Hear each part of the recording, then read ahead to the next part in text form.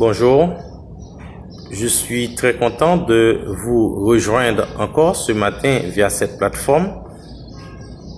Je crois que tout le monde a travaillé, même si travailler dans une telle situation est extrêmement compliqué, c'est difficile.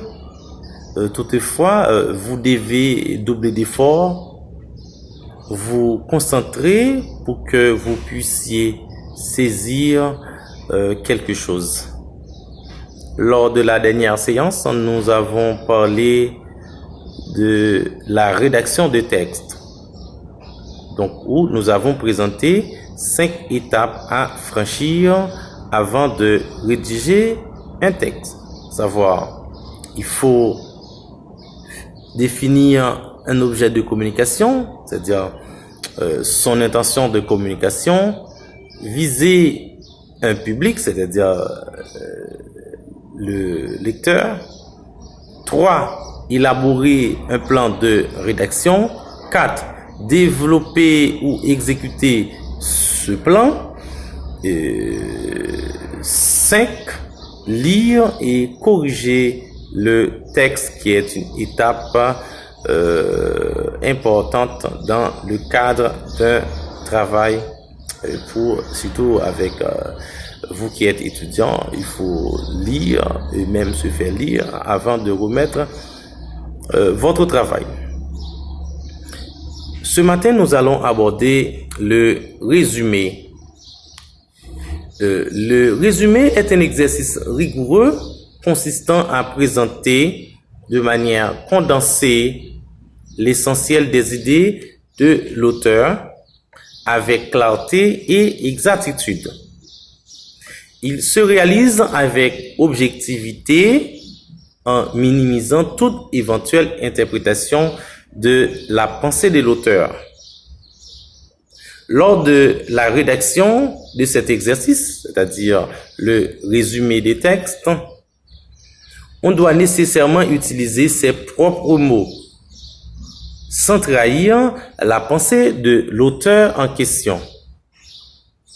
Le résumé présente environ 10 à 20% en général du texte original. Cependant, ce pourcentage peut être varié largement suivant le besoin de l'intéressé et la demande du professeur. Là, il existe différents types de résumés. Résumé informatif, résumé analytique, résumé critique, etc. Et quel que soit le type de résumé en question à entreprendre, il est nécessaire de franchir ces 2 étapes, à savoir la recherche sur l'auteur et la lecture sélective. Donc, la recherche sur l'auteur, à cette phase, il est important de se familiariser avec l'auteur en question, c'est-à-dire connaître sa biographie, c'est-à-dire son époque, son contexte social, ses expériences, ses publications, le sujet abordé par l'auteur, sa vision, c'est-à-dire l'angle sur lequel il aborde le sujet. La lecture sélective, donc c'est importante aussi cette étape, mais vous aurez à vous référer à la lecture efficace pour voir la lecture sélective. Cette sous-section aura pour but de développer les différentes étapes à franchir pour saisir brièvement le contenu d'un ouvrage. Là, il faut voir, pour mieux saisir, il faut voir le chapitre sur la lecture efficace que vous avez déjà étudié. Ok, maintenant, on va parler du résumé informatif. Ce type de résumé est une description complète et concise du contenu d'un livre, c'est-à-dire de la position de l'auteur, de ses raisonnements, ses arguments, ses conclusions par rapport à un thème donné. Le résumé informatif se confond généralement avec le compte-rendu de lecture. Il n'offre aucune possibilité à l'appréciation personnelle. Il doit se présenter objectivement, c'est-à-dire avec toute distance possible de l'intéressé. Ce type de résumé soumet, comme tous les autres types de résumés, à ces démarches. C'est-à-dire la recherche sur l'auteur, comme nous venons de le dire, et aussi la lecture sélective de l'ouvrage. Donc, après ces deux étapes, il faut passer à la lecture compréhensive de l'ouvrage. La lecture compréhensive de l'ouvrage en demande un effort considérable, car la compréhension de l'ouvrage facilitera la rédaction du résumé dans très peu de temps. Pour mieux comprendre le texte, il suffit d'avoir en tête quelques questions qui vous guident dans l'activité. Ces questions constituent un phare pour éclairer votre chemin. Elles varient d'un résumé à un autre. Et la réponse à ces questions vous permettra de cerner le contenu du livre. En ce qui concerne le résumé informatif, les questions à poser et les réponses à envisager sont les suivantes.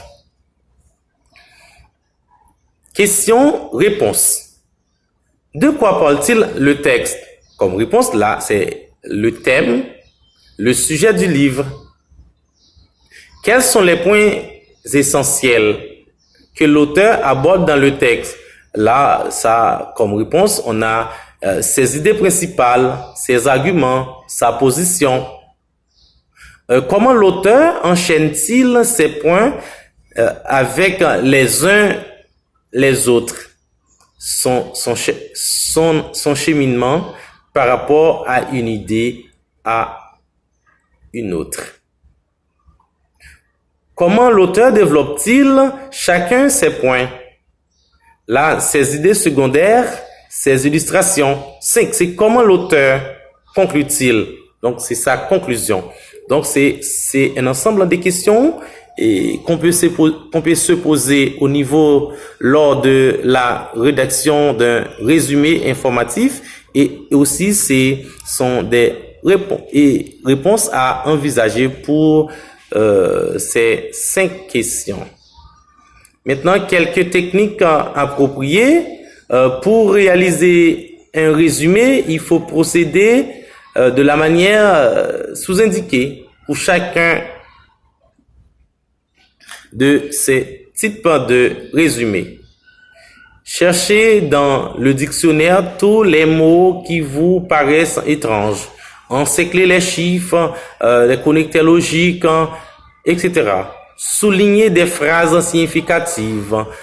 Établir par des flèches ou symboles les rapports existants entre les mots et les idées. Et après, il faut élaborer un plan.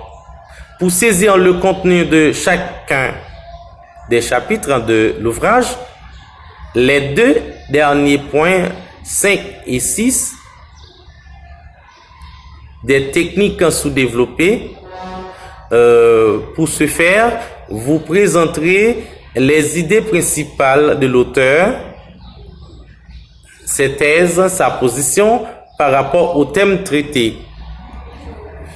Puis, vous mettez autour de ces idées principales des idées secondaires qui les soutiennent, c'est-à-dire les informations qui les justifient. Maintenant, il faut voir l'appréciation du plan. Ce plan, une fois construit, doit être critiqué. Pour ce faire, il faut juger de la valeur du plan en posant les questions suivantes. Les idées principales sont-elles vraiment différentes des idées des autres?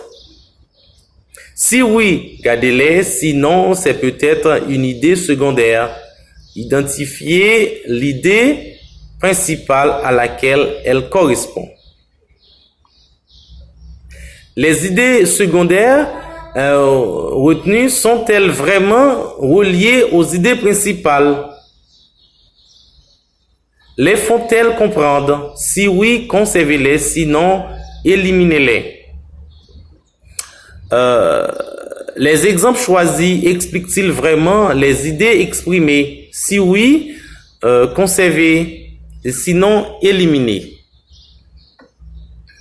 Maintenant, après tout ça, il faut consulter, en cas d'incertitude, vos collègues, votre professeur, pour améliorer le plan éventuellement. Et en dernier lieu, il faut passer à la rédaction du résumé.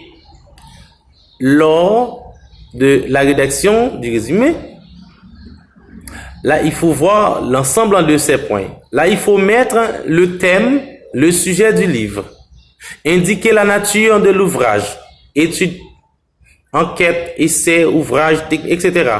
Exécuter le plan construisant des phrases qui englobent la pensée de l'auteur.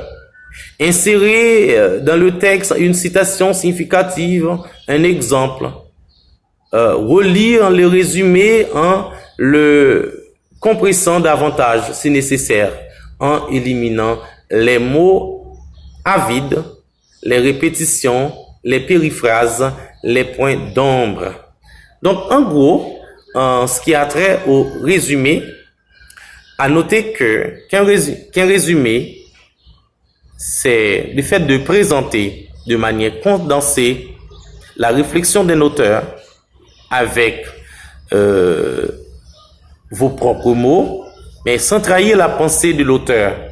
Et le résumé, en général, ça représente 10 à 20% du texte original. Mais comme nous venons de le dire, ça peut être varié suivant le besoin de l'intéressé et suivant la demande du professeur. Et là, vous voyez, il y a un ensemble d'étapes à franchir pour arriver au résumé. Donc, pour le résumé informatif, ça n'a rien à voir avec l'appréciation personnelle de l'intéressé. Et vous allez dire sans jugement de valeur, tout ça, c'est un exercice qui demande une certaine objectivité. Mais cependant, pour le résumé et critique, tout résumé, et quelle que soit sa nature, depuis qu'on ajoute son appréciation, son jugement, et sa critique, quand on parle de critique, ça peut être positif ou négatif. D'ailleurs, quel que soit le résumé, on ajoute un jugement. Vous ajoutez vos jugements personnels, vos critiques, votre appréciation, c'est-à-dire si vous partagez ou pas avec l'auteur. Donc, à noter que la critique peut prendre soit le sens positif ou le sens négatif. Mais tout résumé où on ajoute votre appréciation, ça devient automatiquement un résumé critique.